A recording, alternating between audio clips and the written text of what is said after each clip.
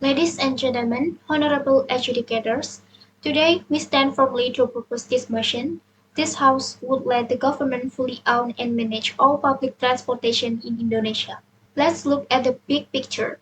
Transportation is not a luxury. It is a basic need. People use it for go to the school, work, or another place. So, transportation should be treated like a public service, not a business for profit. And here's the most important thing.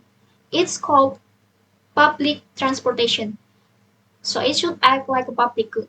A public good is something that everyone should be able to access no matter their background, income, whether they're poor or rich, and for from the rural area or from the cities. Transportation should be fair, equal, and available for all. But right now, that is not what is happening in Indonesia. Right now, in Indonesia, transportation is run by the government, like Transjakarta, KRL, but many others like Intercity Bus, ride apps like Grab, Gojek are run by private companies. This makes the system confusing and not fair. The quality is different, prices are different, and many areas like the rural areas don't get good service. Our proposal is simple: the government should own and manage all public transportation, buses, trains, ferries, and more. No more private companies in this sector. The system will be one, united, and fair for everyone. Our first argument is equal access. Private companies only want profit. They focus on big cities, so the rural areas are often ignored. But the government can make sure all people, whether rich or poor, in cities or villages, can get a good service. Our second argument is better system. When everything is managed together, the system becomes easier and more organized. We can have one ticket for many transport types, so no more overlapping routes and prices are fair for everyone. The real example is Transjakarta. Transjakarta is owned by the Jakarta government. It gives cheap, fast service to millions every day. In 2024, it served an average of over 1 million passengers each day and with a peak of 1.3 million. The system operates over 4,400 buses and is expanding its electric bus fleet and is aiming for 50,000 electrification by 2027. Another example is KRL Jabodetabek. KRL Jabodetabek is a commuter train system that serves the greater area in Jakarta. As of 2024, it operates over 1,000 trips daily, catering to nearly 1 million passengers each day. The fare is affordable. It's only 3,000 rupiah for the first 25 kilometers and 1,000 for every additional 10 kilometers. In the first half of 2024 alone, KRL Jabodetabek transported over 156 million passengers in highlighting its vital role in daily commuting. These examples show that when the government fully owns and manages public transportation, it can provide affordable, reliable, and accessible services to the public.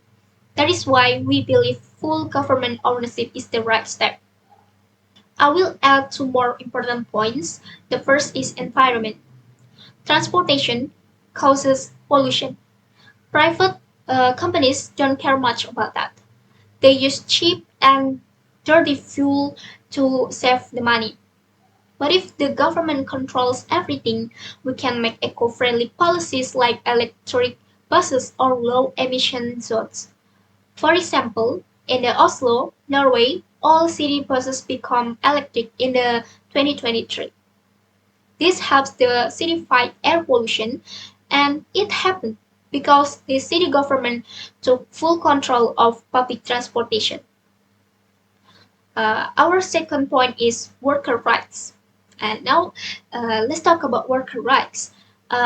In private companies like Gojek or Grab, their driver is treated as a partner, not official employees.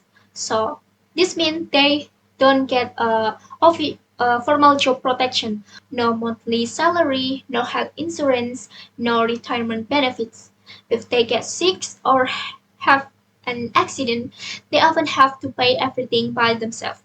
The real example is in 2023, a study by the International Labour Organization found that over 80% of online transport workers in Southeast Asia, including Indonesia, lack of basic protection like insurance, fixed salary, and safety nets. Many of them work more than 12 hours per day just to earn enough money.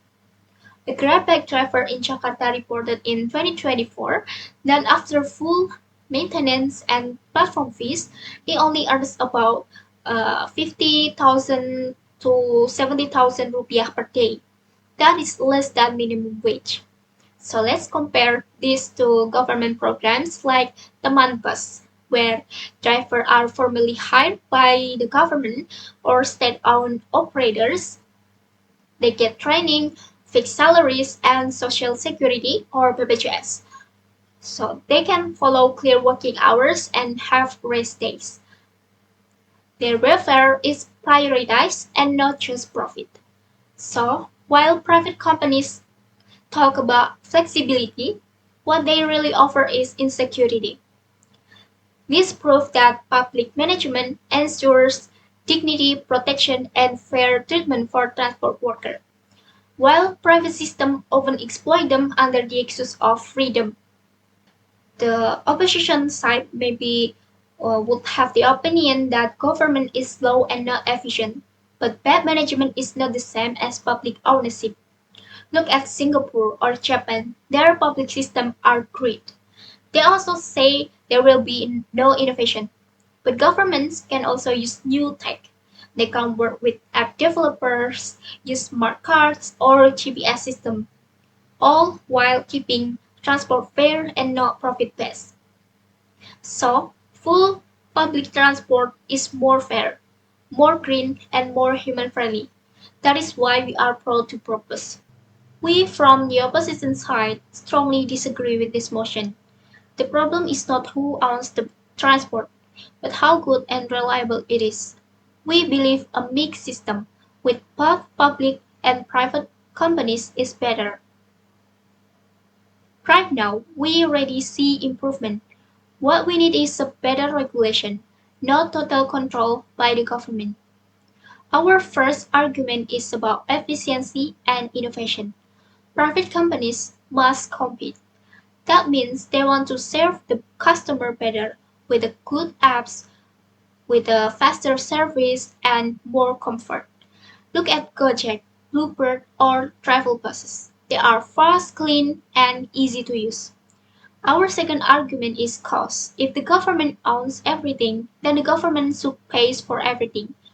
Passes, full, repair, tax, salaries, that's very expensive. In a country where many people struggle with poverty like Indonesia, we should use money wisely.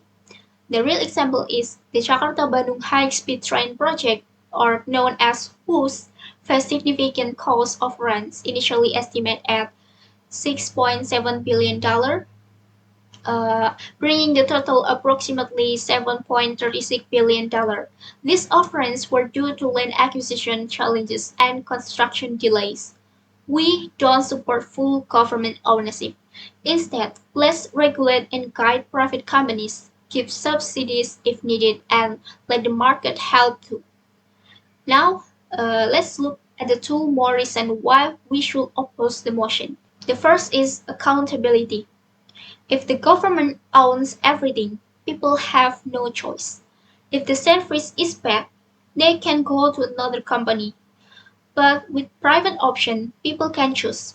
Bad service mean lose users. That keeps companies honest. The second is politics. Government-run system can be used for political reason. Maybe they hire friends of politicians or only improve areas where they want votes.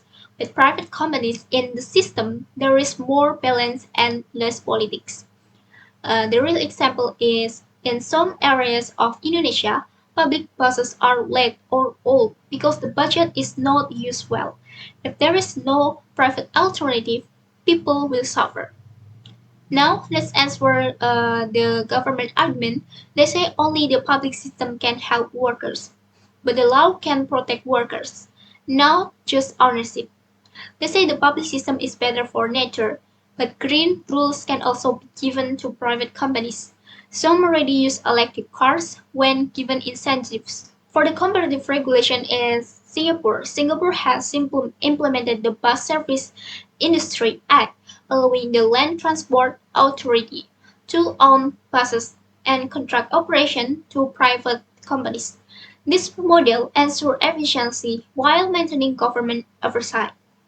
And in Japan, while many rail services are privatized, the government maintains strict regulation to ensure safety and punctuality.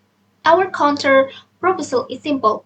1. Let government and private companies work together. 2. Make fair rules. And 3. Give subsidies where needed. And 4. Improve system without full takeover. So for the conclusion, total control is not the answer. Balance is. That is why we oppose this motion.